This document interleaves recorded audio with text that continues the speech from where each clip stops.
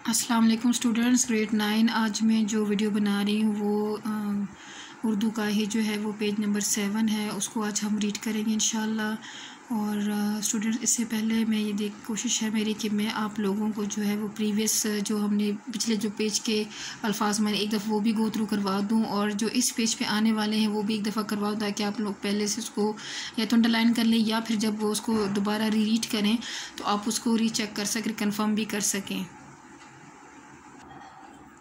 तो स्टूडेंट, यहाँ पे जो इसके अल्फाज माने एक दफ़ा पेज 6 के भी रिवाइज़ करवा रही हूँ, साथ में पेज 7 के भी साथ ही नोट डाउन करवा लूँगी कि दकीक का मतलब है बारीक, तवज्जो तलब, गैर मुतबद्दिल, ना तब्दील होने वाली, सरजद होना, कोई काम हो जाना गैर इरादी तौर पर। अफ़आल फ़ेल की जमा है, काम को कहते हैं, या उमूर उसकी और जमा भी हो सकती है। इस्तकामत हाल, बाकायदगी से, इन मुसलसल से कायम रहना किसी बात पे, किसी काम के हवाले से। मुदामत अमल, पाबंदी करना, कायम रहना।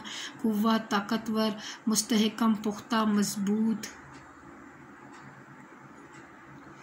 इसी तरह झड़ी, लगातार, मुसलसल। नेको सीरत, नेक किरदार।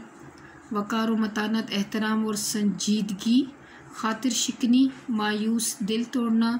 मुसाफा, हाथ मिलाना। जानू, रान, टांगे। हम नशीनों, साथ बैठने वालों से। तो सुनिए, पेज 6 के सारे अल्फाज मानी थे। पेज 7 की तरफ आ रहे। सिफारत, किसी रियासत की नुमाइंदगी करने वाली जमात, नुमाइंदगी करने वाला कोई आया हो। बनफ्स से नफीस, खुद आगे बढ़कर। मजालिस से सोहबत, साथियों की महफिलें। हुजरा, रिहाइशगाह, कमरा। सीगा तमय्युम, इशारतन कोई बात की गई हो, बात जो सबके लिए हो। इबहाम, शक।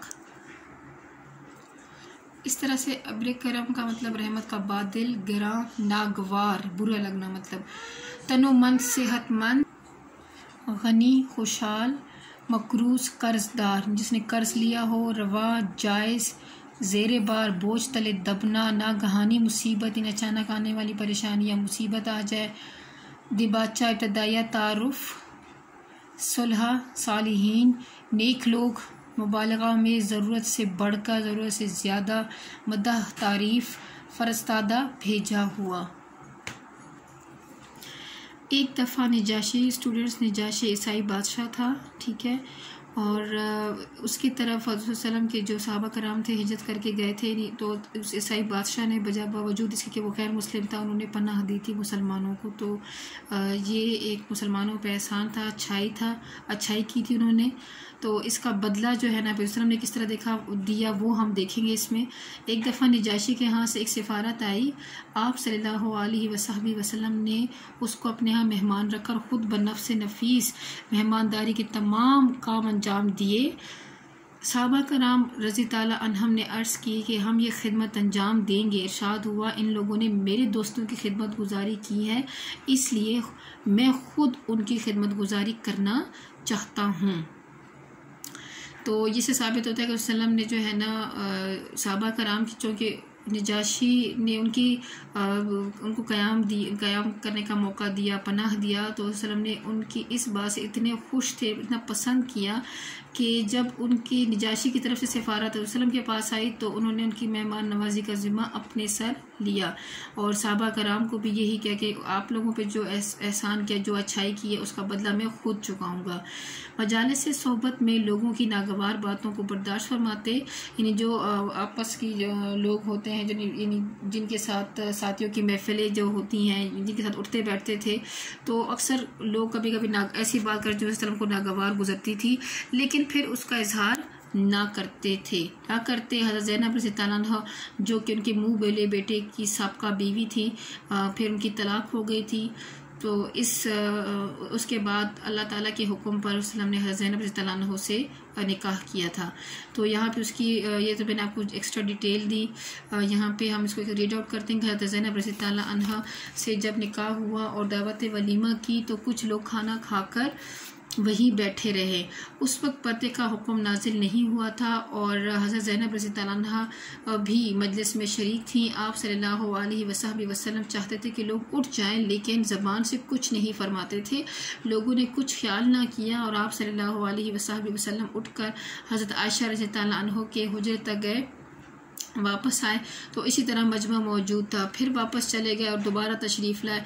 पर्दे की आयत इसी मौके पर उतरी। और स्टूडेंट आपके उसके लिए भी मालूमात के लिए भी एक बात कहूँ कि पर्दे का हुक्म भी तभी नाजिल हुआ था, और जो मेहमानी थी, मेहमानदारी के हवाले से कि जब कोई आपको दावत में बुलाए तो उसके क्या उसूल होने चाहिए, तो तब वो भी इसी वाक़े के बाद ही आयात में उस उसूल को आयात उतरी थी जिसमें ये असूल वाज़े किए गए कि किसी के घर मेहमान बनकर जाएं तो किस तरह रवैया रखना चाहिए। किसी की कोई बात बुरी मालूम होती तो मजलिस में नाम लेकर जिक्र नहीं करते थे, बल्कि सीगा तमय्युम यानी इशारतन बात करते थे। क्या फरमाते थे कि लोग ऐसा कहते हैं, बाज़ लोगों की ये आदत है। ये तरीका इब्हाम इसलिए इख्तियार फरमाते हैं, यानी शक का जो जिससे जिस बंदे के बारे में बात करें ताकि वो वाज़े ना हो। ये तरीका इब्हाम इसलिए इख्तियार फरमाते थे कि शख्स से मखसूस यानी जो मखसूस शख्स है उसकी ज़िल्लत ना हो, बेइज्जती ना हो, और ना उसके एहसास गैरत में कमी ना आ जाए। नेक्स्ट हमारे पास है, बावजूद इसके कि आप सल्लल्लाहु अलैहि वसल्लम का अब्र करम यानी रहमत का बादल थे, सारी दुनिया के लिए रहमत आलमीन बनकर आए थे, हर वक्त बरसता रहता था, ताहम किसी का बेज़रूरत शदीद सवाल करना, मतलब लोगों के सामने हाथ फैलाना, आप सल्लल्लाहु अलैहि वसल्लम पर सख्त गराम होता था, यानी बहुत बुरा लगता था उनको। इरशाद फरमाते थे कि अगर कोई शख्स लकड़ी का गठ पीठ पर लाद लाए और बेचकर अपनी आबरू बजाए तो इससे बेहतर है कि लोगों से सवाल करे। मतलब ये कि लकड़ी को बेचकर अपनी पेट पालना वो बेहतर है बजाय इसके कि लोगों से सवाल करता फिरे, लोगों से मांग तांग कर गुजारा करता फिरे। हुज्जतुल विदा में हज़रत सल्लल्लाहु अलैहि वसल्लम सदक़ात का माल तकसीम फरमा रहे थे, याद रखिएगा हुज्जतुल विदा में, ठीक है। तो वो दो साहिब आकर शामिल हुए, आप सल्लल्लाहु अलैहि वसल्लम ने उनकी तरफ नज़र उठाकर देखा तो वो तनोमंद और हाथ पाँव के दुरुस्त मालूम हुए, यानी वो सेहतमंद थे दोनों ना। तो आप सल्लल्लाहु अलैहि वसल्लम ने फरमाया, अगर तुम चाहो तो मैं तुम्हें इसमें से दे सकता हूँ, लेकिन गनी और तंदुरुस्त काम करने के लायक लोगों का इसमें कोई हिस्सा नहीं है। तो इससे वाज़े होता है कि हाथ फैलाना या किसी के आगे किसी से मांगना या फ़कीर जो होता है ना, वो असल में ऐसा बंदा नहीं हो सकता जो सेहतमंद हो और अपना काम कर सकता हो, यानी वो बंदा जो कुछ नहीं कर सकता, सेहतमंद भी नहीं है, उसे कोई मजबूरी है, तब आप उसको दे सकते हैं। अच्छा, इसके लिए भी 3 मज़ीद असूल बताए गए हैं स्टूडेंट्स, आपने नेक्स्ट पैराग्राफ को गौर से देखना है कि कौन से लोग हमारे सदका और खैरात के अहल होते हैं।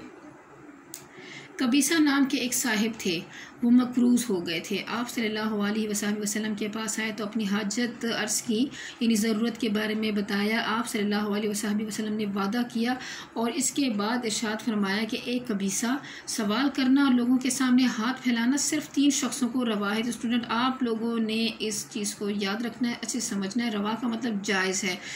एक उस शख्स को जो कर्ज से ज़्यादा ज़ेर बार हो, यानी जिस पे बहुत ज़्यादा कर्ज हो, बोझ तले दब चुका हो, वो मांग सकता है, लेकिन जब उसकी ज़रूरत पूरी हो जाए तो उसको रुक जाना चाहिए।